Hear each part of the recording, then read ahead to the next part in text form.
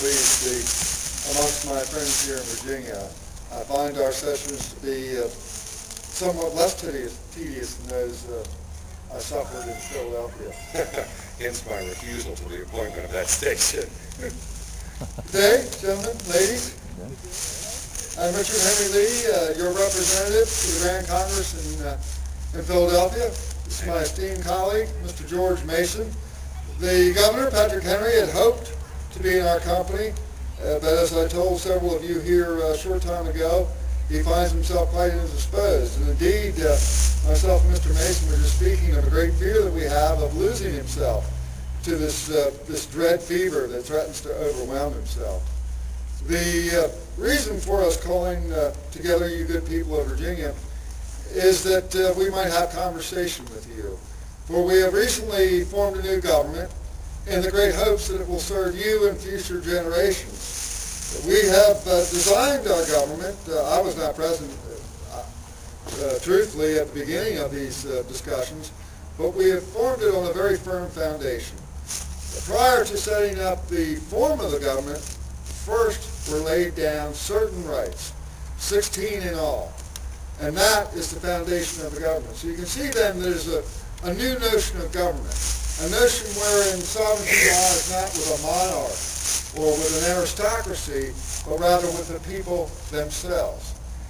On top of that, we have then placed the form of government. You will see, of course, the influence of many men in this, one of whom was Montesquieu, who in the spirit of the laws makes the great argument of the necessity and the advantage of separating the three branches of government.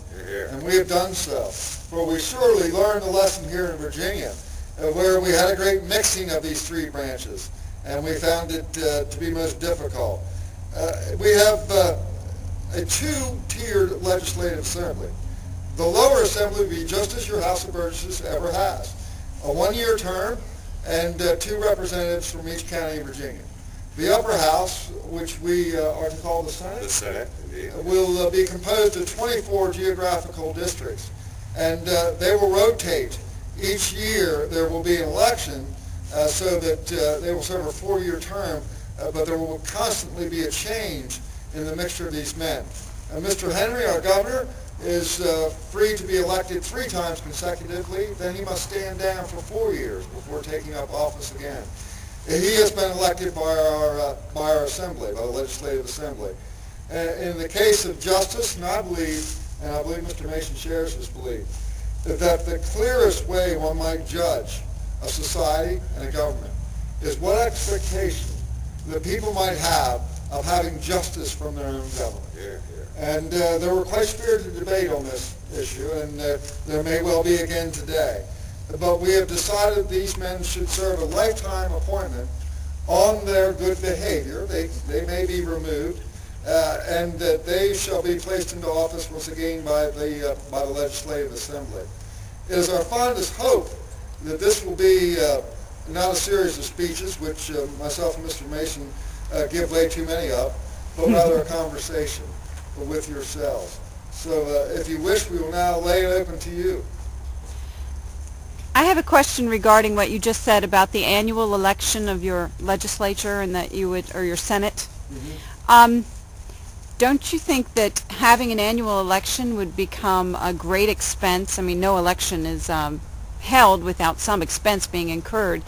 If at a later date that proves to be the case, how would you go about changing that to extend the length of time between elections?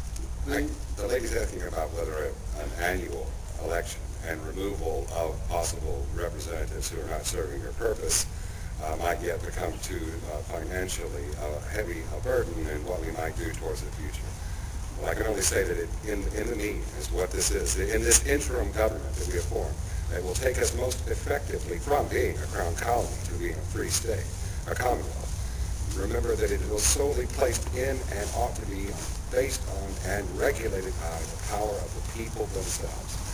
I would think at this time, Madam, the best way that we can continue to make sure that the people have the representatives that need an annual election is, perforce, a best choice. At present, there is no particular expense to the general populace of an election, other than the sheriff, who has the duty of ensuring that those that come to exercise the franchise are indeed have a legal right to do so. Beyond that particular expense, there is none. The gentlemen themselves do incur certain expenses, although it is rarely discussed openly. For instance, madam, if I were running in Westmoreland County, which I have for many, many years, I would never would I offer an entertainment so as to influence men to vote for myself. Yet any number of my friends would offer just such an entertainment. And then, of course, myself being a dear friend of themselves, I would then reimburse them those expenses.